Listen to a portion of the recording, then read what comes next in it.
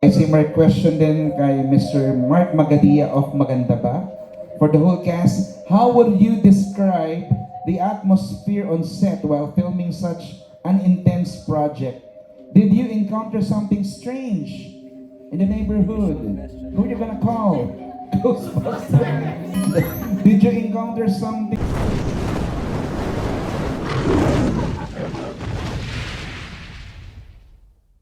strange or unexplainable while doing Wag Kang Titingin? Meron ba kayong mga tipo mga creepy stories? Alin parang nakikita kong handa ka ng sumagot? Meron na dito handang sumagot kasi na-experience niya. Go, Sophie. No, si Sophie pala. Grabe, pakilang My beses ko na goodness. ng kwento ha? Sana may pakita eh. Yeah. Pwede po kasama sa end credits. Wow, para may proof. Hindi, pero totoo po kasi, meron akong scene na kinakaladkad. Spoiler yun, kinakaladkad ako. So, ito yung shot ng camera, tapos pag ganon. So, syempre, walang tatayo na kahit sino doon. Kasi clear the set, walang tao, di ba? Bago pumuntik, lalo pelikula. So, alam na lahat ng prod yun na wala talaga dapat tao doon. Tapos nung nagpapan yung camera, nag-cut kasi may dalawang nakatayo. May dalawang tao na nakatayo doon. As in, kita mo talaga sa video. Tapos, nasa wall po kasi na area, yung PA ko. Tapos sabi ko, Mama, may tao po doon. Sabi niya, Nak, wala talagang nakatayo doon. Nandun ako the whole time. Pero nakita po talaga yung dalawang tao na nakatayo. Isang nakapaa, tapos isang parang black figure. Tapos parang umatras sila bigla. Eh, wala na silang aatrasan kasi wall na talaga yun. So, nung time po na yun, dinaan na lang namin sa set na, uy, umamin, umamin na kayo, alam namin may nakatayo. Pero wala po talagang tao doon. As in, takot ako na syempre, pero dahil marami namang tao, hindi na ako nagpadala sa takot. Ginawa ko na lang yung work. Oh my goodness. Sophie, mga anong oras yun? Kung di po ako nagkakamali, mga 2 to 4 a.m. Madaling araw po. Oh no, which hour sabi nga ni Jessie. Ayan. Meron pa ba kayo guys? Shuvi, meron ka bang Kayo. encounter? Sino may yes. Yes, Mr. Born to Shine. Yeah, nung nasa taping po kasi kami, may kwek-kwek ako at fishball. Ito nga, seryoso po. Tapos, walang tao sa tent nung kumakain po ako. Tapos lumabas lang po Nag-kwek-kwek? ako. Kumakain ka ng kwek-kwek? Nag-kwek-kwek po. Tapos, kinakabahan ako nung paglabas ko, walang tao sa tent. Pagbalik ko, ubos na. Yung kwek-kwek? Kinain pala ng cast. Sorry. So, sino yun? Nakakatakot siya na. May kumain ng kwek-kwek mo na hindi mo inaasahan. So, sino yung kumain? Si Amazing Betong. Ba? Hindi ka kasama sa pelikula, paano ako nakapunta mo? So, sino? Oo, nag-promo ako na hindi kasama. Thank you, Lord, for the blessings. Ayan. Guys, sino pang merong creepy stories? Kira, meron ka ba? Shuvi? Anthony, on the set? Or in real life? Allen? Siguro yung isang eksena namin ni Sophie. Kasi sa mga hindi po nakakalam, yung more on talaga yung mga taping namin dito is lagi gabi kinukunan. So natatapos kami, umaga na talaga. As in, ganun. So meron kami eksena dito ni Aki. Nasa sementeryo kami. So hindi naman ako naka-experience, pero alam mo yung vibe na hating gabi, tumatakbo kami, ang dilim-dilim. Kami dalawa lang, tapos yung prod malayo kasi wide shot. Tapos nandun kayo sa sementeryo.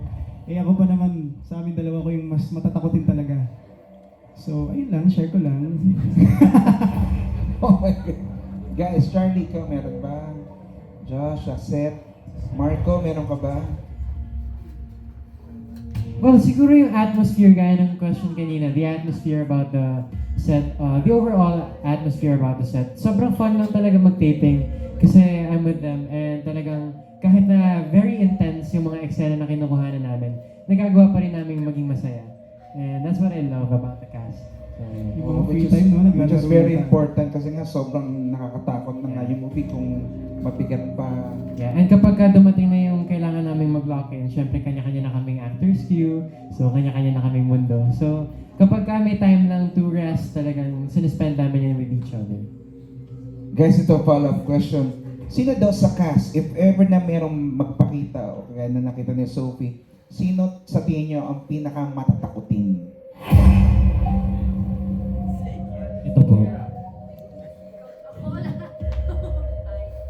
si Kira, ang pinakamatatakot niya sa grupo. Kira, bakit? Bakit mo nasabi ikaw ang parang ikaw ang tinuro? Mahilig po kasi ako sa kape, so hindi ko talaga matigilan yung kape. So every time like may kakausap sa akin habang tulala ako, uy, ano ba, ganun. Kanina, muntik si Auntie na, I forgot he was here, oh my gosh, ganun. Yeah. Ganon. Ako yung pinaka magulatin. Yun. Kumbaga, in other words, huwag kang iinom Inom ng kape. Yes, tama. Sino pa guys ang, aside from Kira, sino pang matatakotin? Charlie, paano mo nasa... We were Totoo ba na matatakotin ka? Miss Rose yung ibig namin, she pranked us Si on Ate Rose. set. Sobrang seryoso ng scene po namin kami ni Josh. We were like locked in right beside each other. Tapos sabi lang, tagal ng scene na to, parang isang second lang to, alam namin eh. And then bigla na lang umaaligid came running out and just like going out crazy on us. And I started crying. At ang ganda na eksena kasi we were on, nandun na kami eh. Andun na kami sa point na yun. Eh, hindi namin alam na tapos na pala. May good shot na nakuha. Eh, bumawi lang sa akin si Mitch kasi ginulat ko din siya. Nadamay ako sa kanila. Nadamay si Charlie. And ako, I'm actually very matakotin. Like, even Josh started scaring me at PBB. I really would just start crying po talaga whenever I get scared na sobrang intense. So, yeah, Miss Rose, and even just... I hate you, Josh. Even just filming this and getting scared, I do get very, very emotional. I'm not sure if it's like a childhood thing or is it an actor thing. But yes po, I'm matakotin. Kaya nakakatakot gulatin si Charlie. Kaya hindi ko na siya ginagulat. Si Kira okay lang eh, sisigaw lang siya eh. Tapos mananakit. Pero ito, Mga hampas. pasin ako. Pero si Charlie, paano pag Pero natakot? si Charlie pa natakot. Tapos she's gonna go like into a fetus. Ah. And she's gonna be like, as in sobrang nakakatakot. Parang ako yung natatakot pag ginulat ko siya eh. Embarrassed. So yeah, she gets really scared. In other words, Oo. Charlie, huwag kang matakot at maging fetus. Yung mga ganun. Babalik mo ko sa nanay ko. Kaya nga, sa mga kalalakihan ba, meron bang... Ako po, meron ako, Kuya Beto. Kasi po may part kami na nasa simbahan, din nasa kagubatan. Pag nasa ganun yung mga set nyo, umuasahan na medyo maganda yung CR. Ganon, di ba? Kasi nasa kagubatan kayo eh. So, nung isang beses, ako, si Marco at si Josh, nakaramdam kami ng umaaligid dito. Number 2. Nakaramdam Oo. ng number 2. Nakaramdam kami ng kakaibang kaba. Nagtingin lang kami tatlo. Sabi na, ano, pare, lalaban ba tayo? Sabi nila, tatlo kami. Sabi niya, laban! Laban, nagtawag kami ng service. Sige kuya, punta tayo, kailangan namin mag-CR. Pagdating namin doon, ang dilim-dilim, walang atid. Tapos naririnig mo yung kagubatan. Tingin na kaming tatlo eh, sabi niya. Ano? Di ba? Sabi nila, ikaw mauna. Ako daw mauna. Sabi ko, basta ako, nararamdaman ko na pare. Kailangan ko na talaga. Nag-go na ako. Tapos walang ilaw, gano'n. Talaga naka-flashlight po ako ng gano'n. Habang nangyayari yung pananakot. Ano ba to? Ano ba siya? Oo. Sabihin na lang natin may butas dyan. Ha? Hindi ko na i-describe ng itsura. Basta may butas dyan. CR talaga siya, Sean. Kung oo. Sige, siguro. CR siya. Basta kwarto siya may butas sa sahig. Tapos, andun kami, paglabas ko po ng CR, bumalik na po sila sa tent na wala na po yung van. No, mag-isa na lang si Sean. Mag-isa na lang po Sa ako. roadside. Oo. So, independent of Iniwan floor. nila ako, so sila hindi nila kinaya. Oo. Nagpigil na sila hanggang natapos yung taping. Oo. So sila yung mga tunay na matatakotin. So, Oo. in other words, Naiwan ako mag-isa. ang paninindigan ni Sean, huwag kang maging choosy, lalo na number 2 ka na. Tama. Diba? Ayan, my goodness. Yun po ang kwento namin. Ang Thank dami you. po nating mga natututunan mga kaibigan. At guys, sino pa? Meron pa si Allen. Naku, matatakot din. Sophie, siyempre ikaw, madalas mo kasama. Paano mo nasabi na matatakotin talaga si Allen? Ano po, mahilig kasi kami manood ng movie. So, kada mag-gaya ako, sabihin niya, okay, wag mag-isa ako sa bahay. Or pag kumari, nasa labas na kami, tapos may lumalabas sa akin ng mga nakakatakot na mga video sa social media. Sabi ko, okay, tinamusan niya, okay, wag. Napipig ko talaga siya. Okay, wag kang ganyan. Mag-isa ako eh. Gano'n talaga siya. Umiinit talaga ang ulo niya. Allen? Kasi nga, since laki ako sa Bicol, marami talaga akong mga experience na ganyan.